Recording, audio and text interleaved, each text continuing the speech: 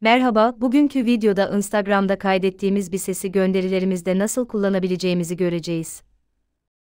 Ama önce lütfen abone ol tuşuna basın, bize çok yardımcı oluyor.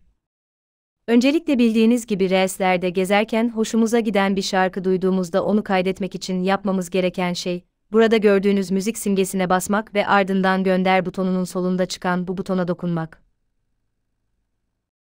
Buna bastığımızda beyaz renge döner ve bu, sesin kaydedildiğini gösterir.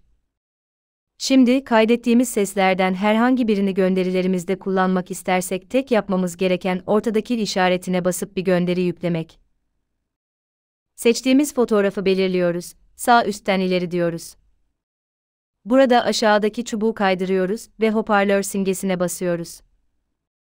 Sonra karşımıza çıkan müzik notası simgesiyle görünen ses eklemek için dokun seçeneğine tıklıyoruz. Sağ üstte kaydedilenler kısmına giriyoruz. Burada tüm kaydettiğimiz sesler çıkıyor. İstediğimizi seçiyoruz, ok işaretine basıyoruz ve şarkının kullanmak istediğimiz kısmını ayarlıyoruz.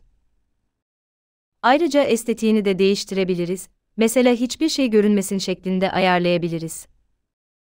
Sağ üstten kaydediyoruz, ardından tekrar ok işaretine basıp gönderimizi açıklama, kişi etiketleme vb ile tamamlıyoruz. Ve işte gönderimiz kaydettiğimiz sesle yükleniyor. Hepsi bu kadar. Bu videoyu izlediğiniz için teşekkürler. Bir sonraki videoda görüşmek üzere.